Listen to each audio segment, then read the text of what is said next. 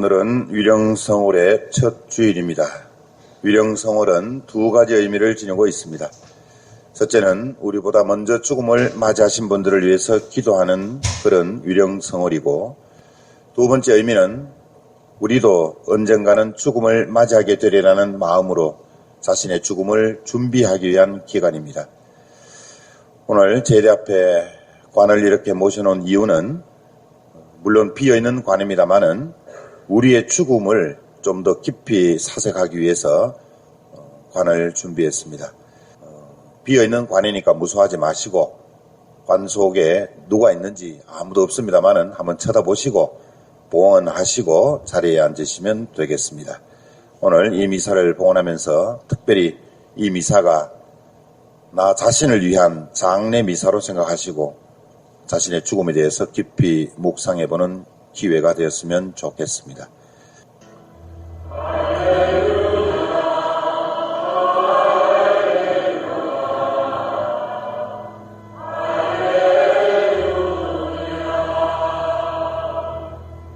주님께서 여러분과 함께 마태오가 전한 거룩한 복음입니다.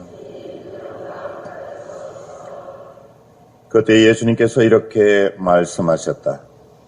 아버지, 하늘과 땅의 주님, 지혜롭다는 자들과 슬기롭다는 자들에게는 이것을 감추시고 절부지들에게는 드러내 보이시니 아버지께 감사드립니다. 그렇습니다, 아버지.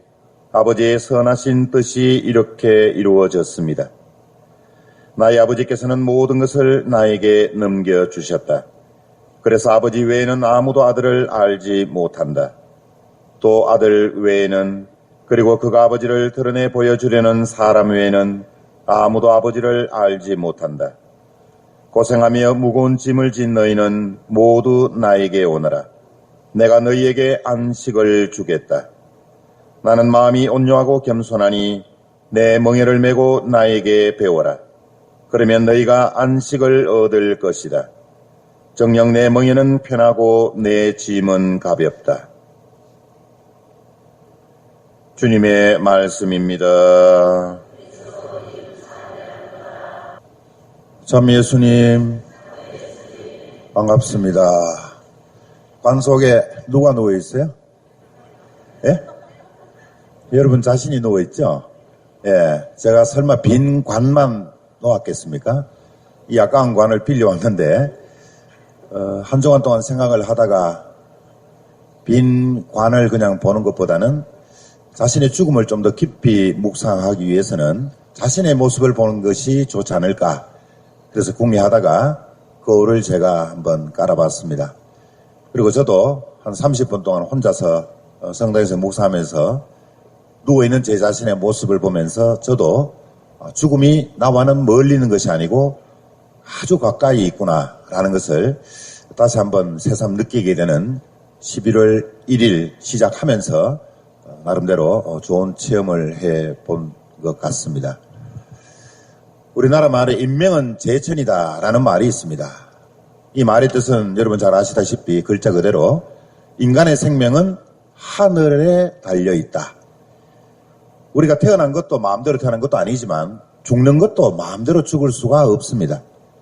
내가 몇 년도, 몇 월, 며칠, 몇 시, 어디에서 내가 죽겠다. 이렇게 공언을 하고 죽는 사람은 거의 없습니다. 또 사실은 그렇게 이루어지지도 않을 뿐더러 그래서 정말 인간의 생명이란 것은 인간 스스로가 어떻게 할 수 없는 하늘에서 정해준 대로 우리는 이 지상에서의 짧은 삶을 살아가는 것이다. 그렇게 우리는 알고 있고 받아들이고 있습니다. 그렇지만은 그 죽음을 이겨보려고 노력했던 사람들도 역사적으로 너무나도 많습니다. 우리가 잘 알고 있는 중국의 진시 황제부터 시작해서 불로초라도 구해서 조금이라도 더 살아보려고, 그리고 나아가서는 이 지구상에 존재했던 수많은 정치 권력가들이 한치의 생명이라도 더 살아보려고 별짓을 다하고 발버둥 쳐봤지만 죽음을 이긴 사람은 아무도 없었습니다. 중국의 정치 권력가들은 참 역사적으로 많았습니다. 그 대표적인 인물을 그래도 꼽아보면 임호라는 정치인이 있고요. 그 다음에 여러분 잘 아시는 주은내, 등소평, 그 다음에 장항량이라는 정치인이 있었고, 그리고 레봉이라는 정치인이 있었습니다. 이 5 정치인을 제가 나름대로 연구해 봤더니 재미있는 결과를 얻을 수가 있었습니다. 첫째, 임호라는 정치인은 평생 술을 입에 한 방울도 마셔본 적이 없었던 사람이었습니다. 그러나 담배는 하루에 2-3갑 정도를 피웠습니다. 그래서 63세에 죽었습니다. 주은내라는 정치인은 담배는 입에 대본 적도 없었던 사람이었지만 매일 술이 좋아서 술과 함께 살았던 사람이었습니다. 그래서 73세에 죽었습니다.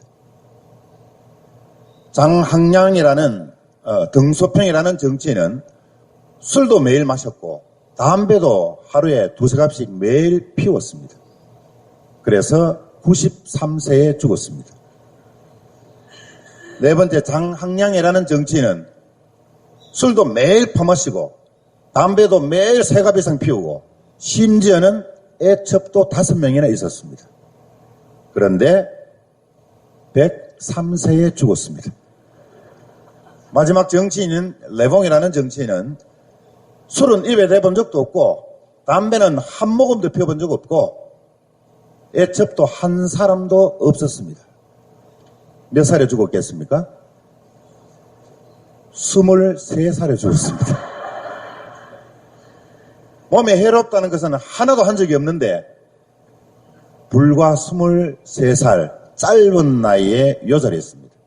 어릴 적부터 신동이라고 일컬어져서 빨리 정치에 입문해서 미래가 주목되는 인물로 많은 사람들의 추앙을 받았지만 불과 23년의 삶을 산 것입니다.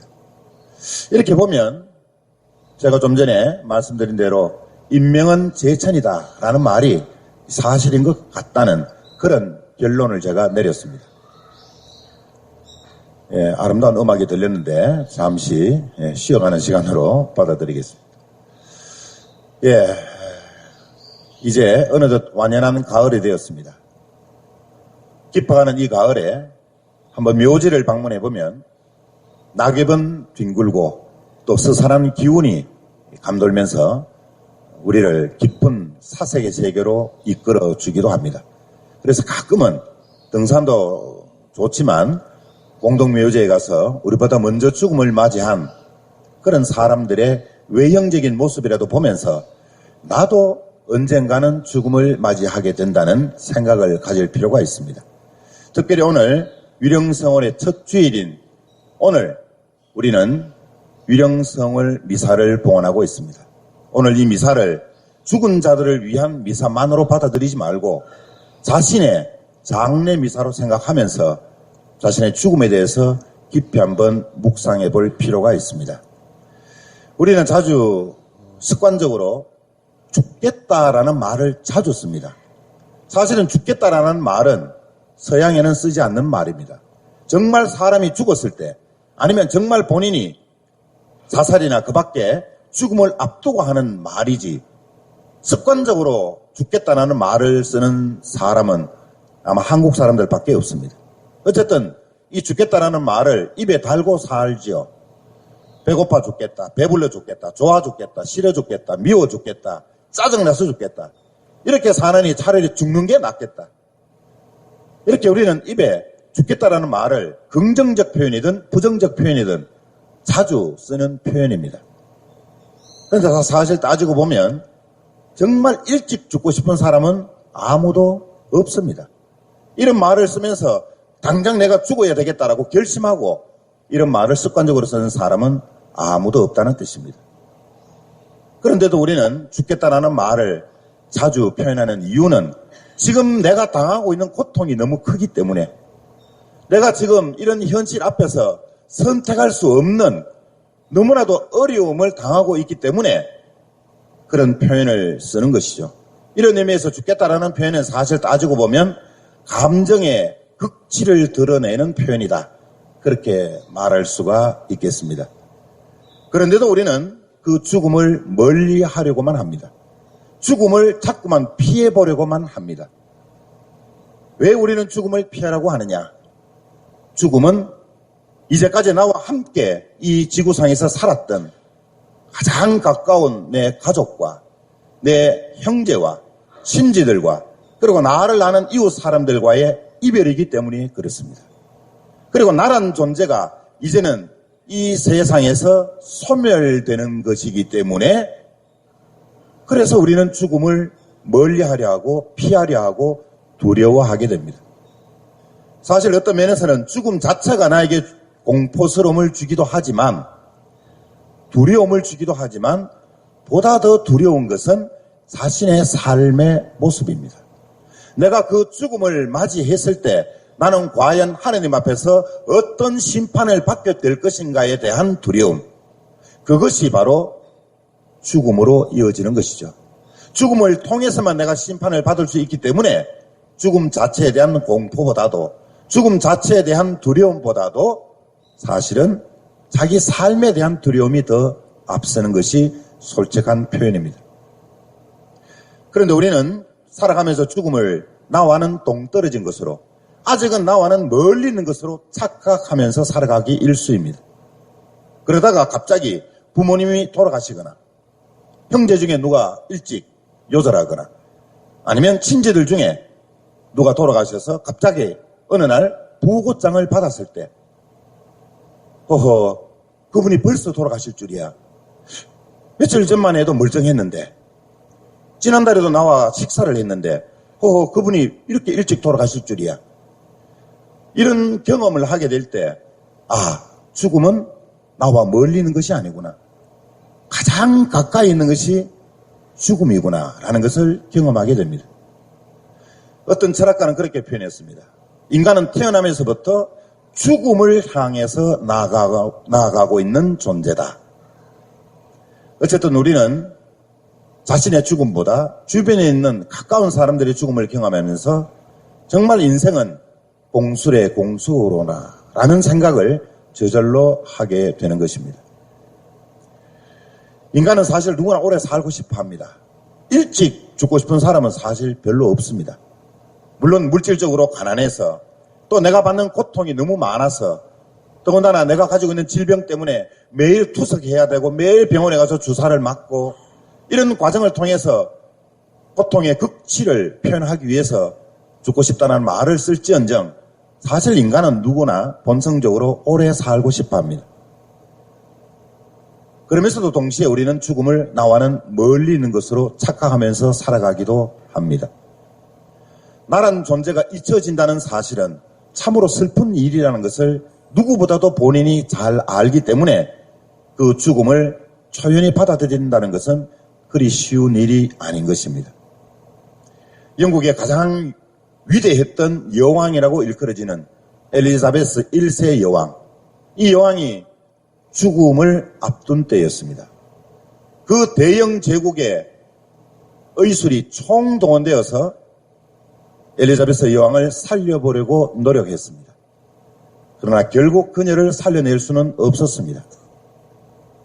엘리자베스 여왕은 죽음을 앞두고 이런 말을 했습니다. 내 생명을 한치라도 더 연장해주는 사람이 있다면 100만 달러를 주겠다. 70년 동안이나 아무도 누리지 못했던 권력과 부와 명예와 쾌락을 누렸던 사람이었습니다.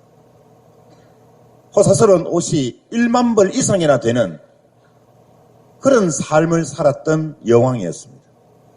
그럼에도 불구하고 죽음 앞에서 아무것도 아닌, 아무것도 할 수 없는 그런 자신의 연약한 모습을 보면서 죽음을 슬피하고 그 죽음에 대한 두려움을 느꼈던 것입니다. 결국 발버둥 치다가 엘리자베스 여왕 1세도 죽음을 피할 수는 없었습니다. 인류 역사를 통해서 많은 철학가들, 많은 과학자들, 심지어는 종교가들이 죽음의 문제를 해결해 보려고 노력했습니다.